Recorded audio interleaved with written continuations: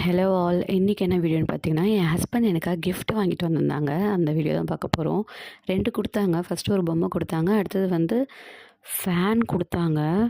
ஃபேனுக்கு நான் எவ்வளோ ஃபேனா? ஷாக்கா இருக்கேன் பாருங்க. Oh my God!